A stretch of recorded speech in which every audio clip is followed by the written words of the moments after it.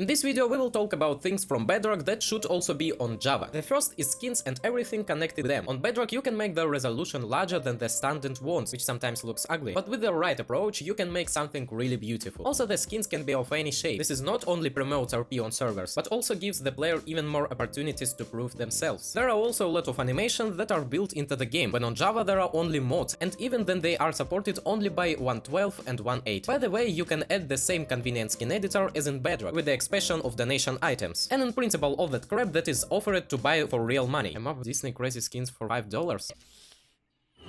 You can also add the ability to change skins during the game. This will again be very helpful on RP servers and for shooting videos. Okay, let's leave the skins alone for now and talk about the Wither. I think everyone already knows that he is more difficult on Bedrock, and when he reaches the second stage, he spawns 3 skeletons and destroy everything that breathes. In Java at the second stage, he sluggishly breaks blocks and does not spawn anyone. This is all quite strange considering that it is much easier to fight on Java than on Bedrock. In short, this needs to be added. I would also like to highlight the drone from the hostile wounds. I would really like to see animations of how he swims, which have long been on Bedrock, but for some reason are not on Java. In general, there are many such details on Bedrock, but the best thing is probably that the mobs are orange when burning, the pistons have a 3D road, and they chunking smoothly thanks to a small animation. These weren't big things, so let's talk about the atmosphere. First, it's a fallen tree. A small detail, but it gives a lot of the players, starting with a greater immersion in the game, ending with the resources such as vines and mushrooms, which are difficult to get at the initial stages of the game. Also during the snow, all the trees have white foliage. In fact, I would always like to see such foliage, because as I showed in one of the previous videos, everything looks beautiful even without snowfall. Another thing that adds atmosphere is water, and not the water itself, but its color. It changes in many more biomes than in Java, and not only in the overworld, but also in the end dimension, for some one reason for the nether, and they say that there is nothing useless in the world. Another minor detail is the movement of the player's hand, and also an armor stand. It works really cool on Bedrock and often helps in building. If the same was added to Java, players would come up with even more cool buildings with it. Now let's talk again about the effects of the gameplay, creating arrows. On Bedrock this is very cool. You pour potions into a cauldron, take arrows and dip them in there, getting at most a stack of arrows with an effect. What about Java, it's not worth talking about. It is so complicated and tedious that you will almost never see a person in Java walking around with arrows with any effect, because it is simply boring, and the situation is easy to fix so that players can come up with new tactics for combat. By the way, you can't even pour potions into the cauldron, so double the work is needed here. The boiler was also deprived in terms of water coloring, which by the way would help to color leather clothes for yourself and your horse. The most interesting thing is that you can wash all the dyes from your armor. That is the only thing that prevents everything, is the lack of the ability to color the water. More to technical changes. On Bedrock you can install mods in just a couple of clicks, but on Java you need to download mod, press the key combination in Windows R, write %updata%, find the Minecraft folder in it, open the mods folder in the Minecraft folder,